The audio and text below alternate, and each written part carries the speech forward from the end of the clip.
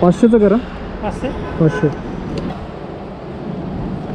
Good morning काय आता good आफ्टरनूनच बोलायला लागेल, कारण की आता 11:30 वाजले. थोड्याच वेळात दुपार होईल आणि आमचा हा प्लॅन अचानक झालेला आहे. म्हणजे एवढ्या लेट आम्ही प्लॅन केला आणि आम्ही चाललोय ऐतिहासिक प्राचीन घाट मार्ग म्हणजेच नाणे घाट. इथून आता आम्हाला 100 किलोमीटर आहे. आम्ही आता पेट्रोल वगैरे टाकलेलं आहे आणि आम्ही चाललोय 2 जण. हा ऍक्च्युली दत्ताचा प्लॅन होता. दत्ता सकाळी उठला आणि म्हणला चल कुठेतरी फिरून येऊ. म्हटलं चला. आणि दत्ता पहिल्यांदा आहे. मी 2 वेळा जाऊन आलेलो ऍक्च्युली. मी मागच्या वर्षी नाणे घाटला गेलो होतो, म्हणजे JKV ब्लॉग सोबत, जीवनदादा सोबत. तर आता चाललोय आपण. तर बघू आपला इथं पुढचा प्रवास.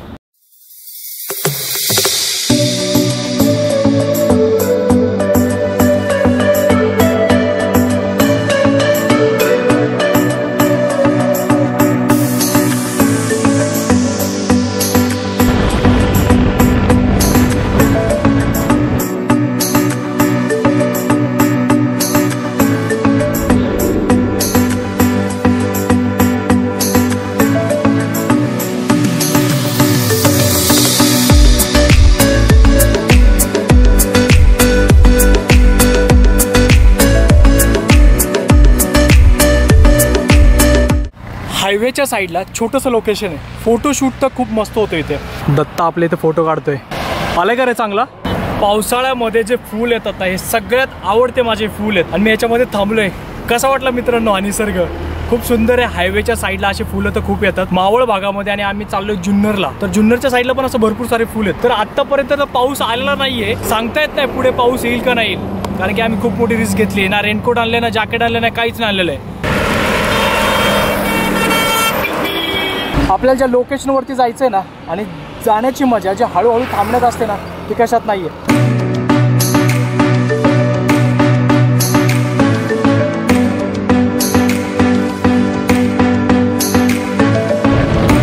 तर मंचरला पोहोचलोय आम्ही इथे. आणि या रस्त्याला म्हणजे चाकण, नारायणगाव, मंचर हा जो रस्ता आहे पूर्ण असं ट्रकनी भरून जातो. इतकं ट्रॅफिक असतं या रस्त्याला. त्यामुळे इकडं फिरायचं म्हणलं ना थोडंसं. पण जर इथून आपण बाहेर पडलो याच्यातून, तर आपल्याला खरा निसर्ग, खरी सह्याद्री आपल्याला बघायला मिळते. आणि हे बघू शकता तुम्ही किती ट्रॅफिक आहे. आणि लोक तर एवढे येतात मध्ये मध्ये, बापरे. आतापर्यंत एक्सपिरियन्स होता की भरपूर लोक असे डायरेक्ट रस्ता क्रॉस करतात, बघतच नाही इकडे तिकडे.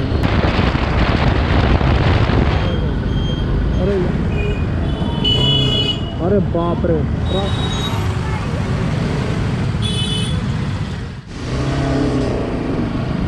छत्रपती शिवरायांचं जन्मस्थान असलेलं हे जुन्नर गाव आम्ही इथे येऊन पोहोचलोय. छत्रपती शिवाजी महाराजांच्या या पुतळ्यापासून आपल्याला सरळ जायचंय. आणि हा शिवनेरी किल्ला बघताय.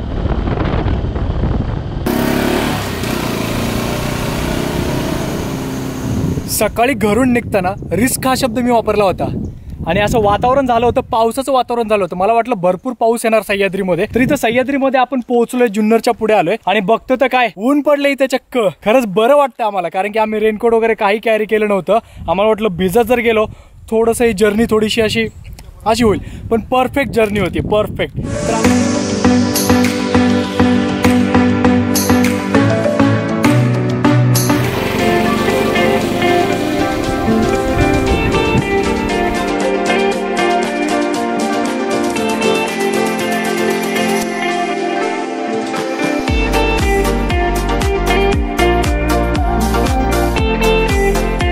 आपल्याला जायचंय नाणेघाटमध्ये, पण ही सह्याद्री आपल्याला जागोजागी थांबवते. हा जो प्रवास आहे अजून सुंदर होत चाललेला आहे, कारण की आपण जागोजागी थांबतोय. खूप सुंदर सुंदर असे लोकेशन आहेत यार.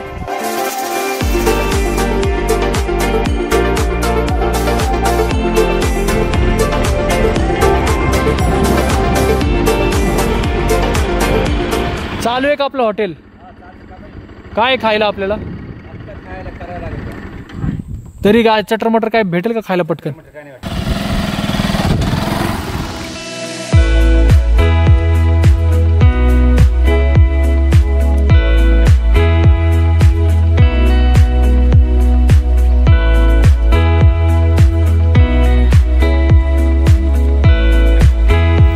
सह्याद्रीच्या कुशीमध्ये म्हणजे जिथं नाणेघाट आणि जीवदानच्या पायथ्याशी आम्ही इथे येऊन पोहोचलेलो आहे. तर आम्ही इथं थांबलेलो आहे. इथे एक हॉटेल आहे छोटंसं, रानवारा म्हणून हॉटेल आहे. आम्ही इथे जेवायला थांबलेलो आहे. मित्रांनो, तुम्हाला एक सांगायचं आहे, लॉकडाऊनमुळे इथे बरेचसे हॉटेल सगळे बंद पडलेत. आम्ही इथे काकांना थोडंसं रिक्वेस्ट केल्यामुळे आम्हाला ते पिठलं भाकरी बनवतात. विचार केला होता आम्ही इथं यावं आणि इथं मस्तपैकी जेवण करावं, पण बऱ्यापैकी इथले हॉटेल बंद आहेत. पण इथं काकांनी चांगली मदत केली आम्हाला इथं. वा वा, निसर्गातला हा गरम गरम चहा. चीअर्स मित्रांनो. दत्ता, चहा कसा लागतोय? म्हशीच्या दुधाचा आहे. प्युअर म्हशीच्या दुधाचा आहे ना? प्युअर. खूप दिवसांनी पिला. 10 वर्ष आम्ही गावाला गेलो नाही आमच्या गावी, आणि असं फील येतोय म्हशीच्या दुधाचा चहा. कडक आहे, खरंच कडक आहे. मित्रांनो, माझ्या पाठीमागे दिसतोय तो जीवधन किल्ला आणि समोर नाणेघाट. या सह्याद्रीमध्ये येऊन इतकं सुंदर वाटतं. या सह्याद्रीचं एका शब्दात मी वर्णन करू शकत नाही. तर तुम्ही कमेंट बॉक्समध्ये या सह्याद्रीविषयी एखादी कविता असेल तर नक्कीच सांगा. सह्याद्रीचं वर्णन करा.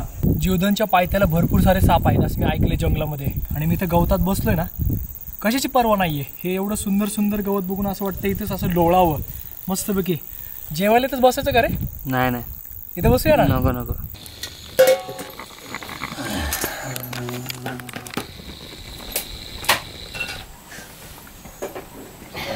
भाकरी विक्री चांगलं जास्त. अच्छा, तुम्हाला दिसलं वाघ इकडे? हो, आम्हाला नाही दिसलं ना. इथं ना आपल्याकडे नाही, जंगल आहे ना, तिकडे सांगतात लोक का एकदा शेळी कोणची तरी पकडलेली. बरोबर. इथं आम्हाला ना भीती वाटते. तिथं आम्ही एकटे असतो. म्हणजे आहे वाघ आहे. आपल्याकडे काहीच नाही. म्हणजे यात लावलं होतं बिबट्यापासून सावध राहा. पुढे बिबट्यापासून सावध राहिलेलं म्हणजे होतं. कधी लावलेलं ते पाठीमागे का आता? पाट्या इथे असं बोर्ड लावलेले तिकडे. नाही, बिबट्या नाही इकडे नसतात बिबटे. म्हणजे ते कसं इकडे जुन्नरच्या खालतं ना नारंगाव, बरोबर, तिकडे ते उजबीच असतात ना. अच्छा, ते उसांना तिकडे कसं लपायला त्यांना जागे तिकडे. ना, तिकडे असतील तिकडे जुन्नर असतात. एरियामध्ये. बरोबर. तसं आपल्या आता किती मोकळे ना, फक्त राहणंच आहे वर जंगल. बरोबर. मग इकडे नाही. डायरेक्ट. मित्रांनो, आपण इथे थांबलेलो आहे हॉटेलमध्ये आणि हे काकूंचं किचन हे बघताय तुम्ही. अरे बाबा, आमचं किचन मस्त असं जेवण चालू आहे, गरम गरम बनवतायत आमच्यासाठी. सगळं खराब आहे, पण आता चुलीसाठी ते खराब होते म्हणून ना तिकडे. नाही नाही, छान आहे. चुलीवरचं जेवण म्हणजे एक असं गावाकडचं एकदम फील येतो. आठवण म्हणजे खरंच छान करताय.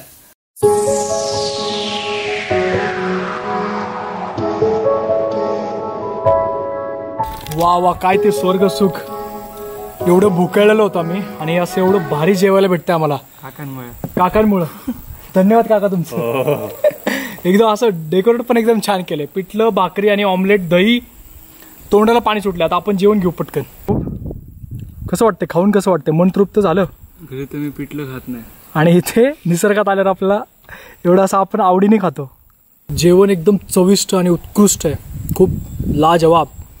एवढी भूक लागली होती आणि आम्हाला फायनली जेवायला जे भेटलं ना, खूप भारी वाटतं. खूप भारी वाटतं. पोटाला आराम भेटला. काकांचं हॉटेल आहे इथे, रानवारा म्हणून. आम्ही इथे जेवण केले. खूप मस्त आणि टेस्टी जेवण होतं. स्वस्तात मस्त. काका इथं कधीपासून म्हणजे जेवण वगैरे सुरू केले? 5 वर्ष झाले. 5 वर्ष आले काका इथे करतात. हे प्रमोशन नाहीये मित्रांनो. जे बी तुम्हाला तेव्हा सांगतो जेव्हा जेवणाची टेस्ट एकदम मस्त असणार आहे. तर खरंच जेवणाची सुंदर इथं सोय होते. तुम्ही नक्की भेट द्या इथे रानवारा हॉटेलला. नाणेघाटमध्येच आहे, जवळ येते. काकांचं घर लगेच दिसेल तुम्हाला. आणि इथं राहायची पण सोय होती का? राहायची सोय पण. तुमचं नाव काय म्हटलंय? भीमसेन रावते. भीमसेन रावते. इथे एक नंबर आहे, तो मी डिस्क्रिप्शन मध्ये टाकेल. नक्कीच तुम्ही कॉन्टॅक्ट करा आणि बुकिंग करून तुम्ही इथं राहायचं आणि जेवायची तुम्ही व्यवस्था करू शकता. राहायला मोफत आहे आपल्याकडे. राहायला तर मोफत आहे म्हणतात काका. अजून काय पाहिजे? निसर्गामध्ये येऊन तुम्ही इथं फ्रीमध्ये राहताय. पाणी सगळ्या सोयी मस्त आहे. खरंच खूप छान वाटलं काका तुम्हाला भेटून. आणि लॉकडाऊन मध्ये इथे काकांनी आम्हाला जेवणाची सोय करून दिली, त्याबद्दल खरंच धन्यवाद काका. जरा आता कुठे एनर्जी आली आम्हाला फिरायला इथे. आणि आता 4:30 वाजलेत. पाठीमागे लांबका दिसतोय नाणेघाटचा आणि इकडे जीवधन किल्ला. नाणेघाट आणि नाणेघाट मधला रिव्हर्स वॉटरफॉल आम्ही बघायला तो चाललोय. आम्ही जीवधन किल्ला यावेळेस ट्रेक काही करणार नाही, मागच्या वर्षी केला होता. जर तुम्हाला जीवधन किल्ल्याचा ट्रेक बघायचा असेल आपला, तर नक्कीच आपल्या चॅनलवरती बघू शकता तुम्ही. हे होल बघताय किती मोठे आहे. इथं अशी पिवळी पिवळी फुलं उगवलेत आणि याच्या आतमध्ये असे होल आहेत.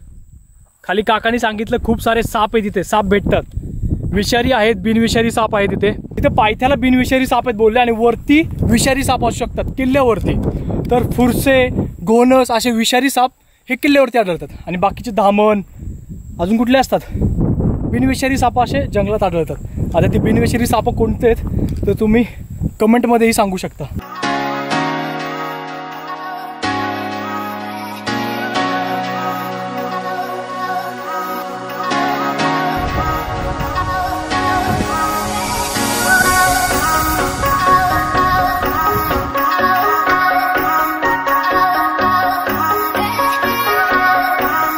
नाही, साप होता. अरे साप पण होता भावा. साप पण पाहिलाय मी. कशात तरी गेला इथे रे. असं वाटतं जीवदान किल्ल्याला जाऊन ट्रेक करावा, पण तेवढा वेळ नाहीये. पुढच्या वेळेस आपण नेक्स्ट टाइम नक्की येऊया. यार काय दिसतंय ते समोर, सह्याद्री मधलं हे रूप बघा मित्रांनो. डोळे सुखावले हे बघून यार, जबरदस्त. एका शब्दामध्ये मी खरंच वर्णन नाही करू शकत याचं.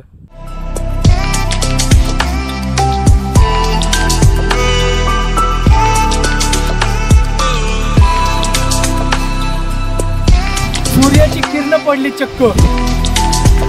असं हे खरंच.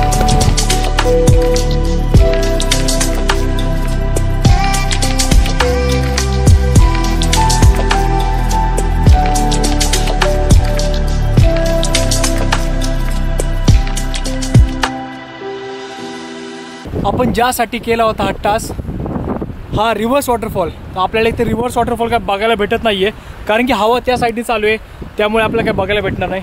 पण इथे जे सूर्यकिरण जे पडलेत, इथे डोंगरावरती जे पडलेत, काय दिसतंय ते असं वाटतं इथे बघून इथेच थांबावं. ॲनिमेशन सारखं वाटतं, सेम ॲनिमेशन वाटतं. असं वाटतं खरंच काहीतरी हे बनवलं काय, असं डोळ्याला विश्वास बसत नाहीये माझ्या. मी असं एवढा उत्साही होतोय, कारण की खरंच मला हे असं स्वर्ग दिसतोय खरंच.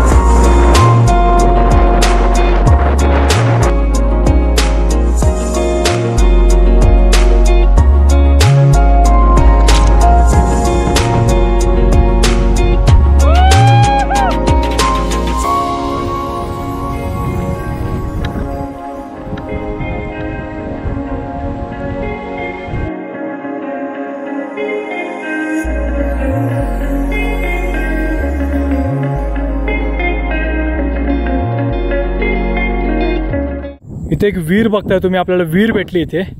मस्त असं पाणी भरून आहे त्याच्यामध्ये, आणि या साईडला सुद्धा असं पाणी साठलेलं आहे. शहरामध्ये आपल्याला कळत नाही काहीच, पण जेव्हा तुम्ही निसर्गामध्ये सह्याद्रीमध्ये येता, तेव्हा सह्याद्रीचं रूप 5-5 मिनिटाला बदलत असतं. हे काय चाललंय हा? तू बसतो त्याच्यासोबत खेळत. चला लेट झालाय आपल्याला, तो पण मस्त उड्या मारतो तुझ्यासोबत. तर मित्रांनो, एक छोटीशी सूचना आहे. तर त्या हॉटेलवाल्या काकांनी आणि इथल्या एक बाबांनी पण आम्हाला सांगितलं की इथे 1 महिन्याखाली पोलीस होते आणि खूप असं स्ट्रिक्ट होते इथे. तर आता इथे तुम्ही येऊ शकता, इथे पोलीस नाही आहेत. म्हणजे हे पर्यटन थोडंसं ओपन केलेलं आहे, थोडंसं म्हणजे ओपन केलेलं आहे. इथे लोक येतात भरपूर, फक्त इथे हॉटेल चालू नाही आहेत. जर जेवणाची सोय करायची असेल तुम्हाला, तर मी तुम्हाला हॉटेल सांगितले, तिथे तुम्ही जाऊ शकता. तर आपण इथे चाललोय थोडंसं नाणे घाटामध्ये. काय रे दत्ता, तुला एक साप दिसला ना? गाडी मित्रांनो, हे जे तुम्ही समोर बघता हे दगडी रांजण आहे, त्या काळामधलं असावं. ह्याच्यामध्ये पाणी साठलंय पावसाचं थोडंसं आतमध्ये, आणि खूप सुंदर आहे असं प्राचीन काळातलं हे रांजण बघून छान वाटतं.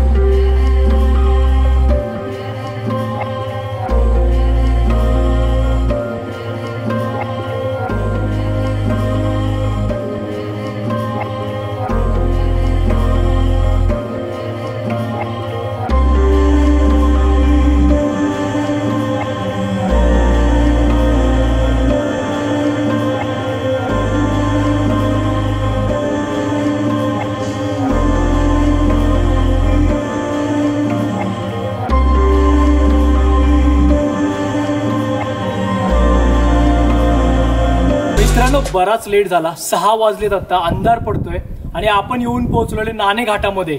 तर हा नाणे घाट प्राचीन काळामधील, महाराष्ट्रातील एकदम प्राचीन काळामधील हा घाट आहे. सातवन काळामध्ये हा खोदण्यात आला होता, इसवी सन 1ल्या शतकामध्ये. व्यापारी मार्गासाठी, देश आणि कोकणासाठी जोडण्यासाठी हा व्यापारी मार्ग खोदण्यात आला होता. तर हा एक वरची बाजू जुन्नर दिशेला जाते, तर खालची मुरबाड तालुक्यामध्ये जाते. तर बरेचसे लोक मुंबई साईडकडनं येतात, तर ते इथनं खालनं ट्रेक करून वरती येतात. आणि जे पुण्याचे लोक येतात ते इथून डायरेक्ट आपल्या घाटचा आनंद घेऊ शकतात.